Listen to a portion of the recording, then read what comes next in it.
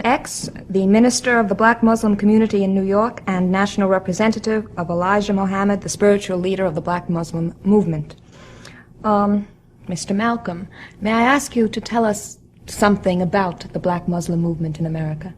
What is it? What does it stand for? Well, it's number one, it primarily is a religious movement here in America that's designed to reform the black man, or the so-called Negroes, reform us morally, and enable us to stand on our own 2 feet and do something for ourselves.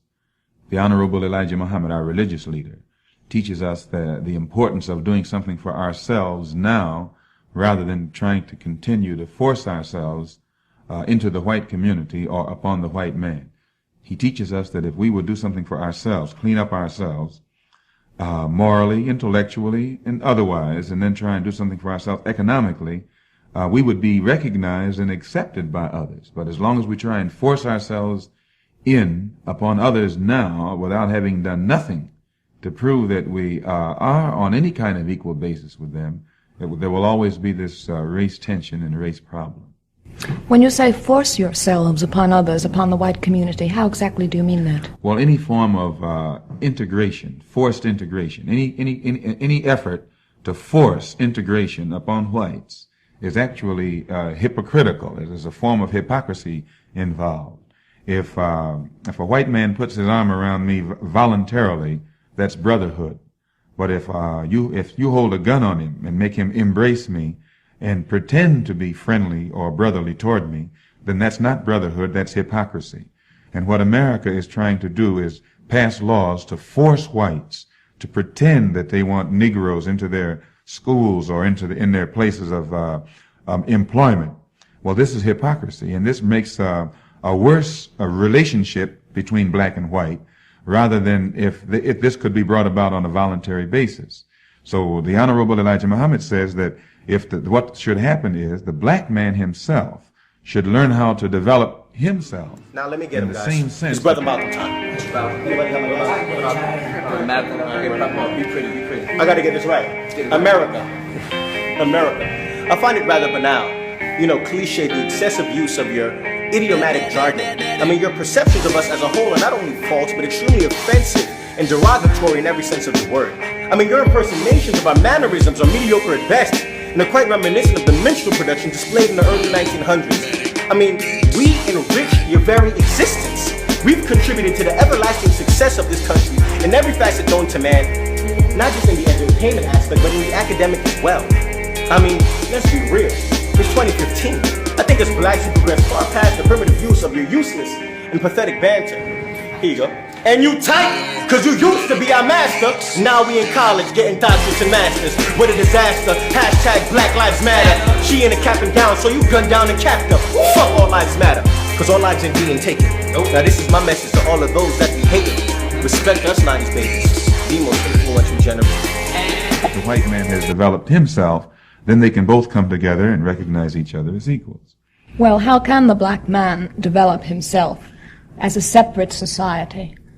Well, it's easy. He's separate already. The fact that you have Harlem, the fact that you have the Negro ghetto and the so-called Negro slum, he's already separate. The fact that he's a second-class citizen is a political separation. The fact that he's the last hired and the first fired is an economic separation.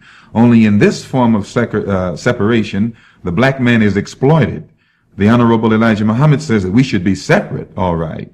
But in this separate state or separate existence, the black man should be given the opportunity and the incentive to do for himself what the white man has done for himself. If you have an all-white neighborhood, you don't call it a segregated neighborhood, but you call an all-black neighborhood a segregated neighborhood.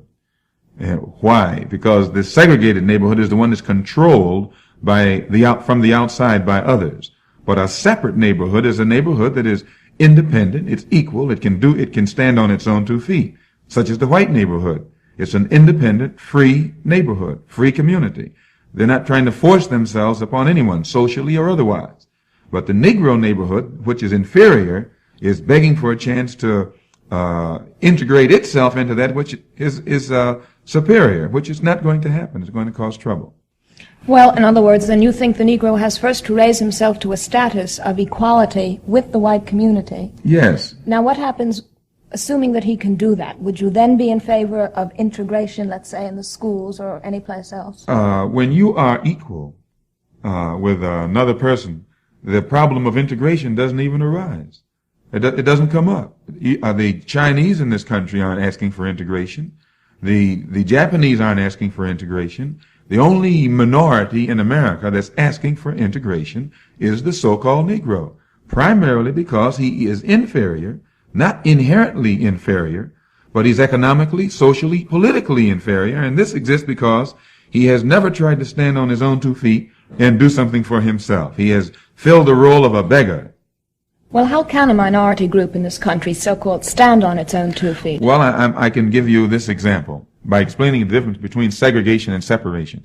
Segregation is that which is forced upon an inferior by a superior. Separation is done voluntarily by 2 equals. If I have children and they live in my house, I care for them, they're dependent upon me, and their dependence upon me puts me in a position to regulate their lives, control their lives, tell them where to go, where they can't go. That's a form of segregation. But when those children become of age and they think they're equal with me, they leave my home. And when they leave my home and begin to set up a home for themselves, provide clothing, food, and shelter for themselves, that makes them independent of me. It puts them out of my jurisdiction. The fact that they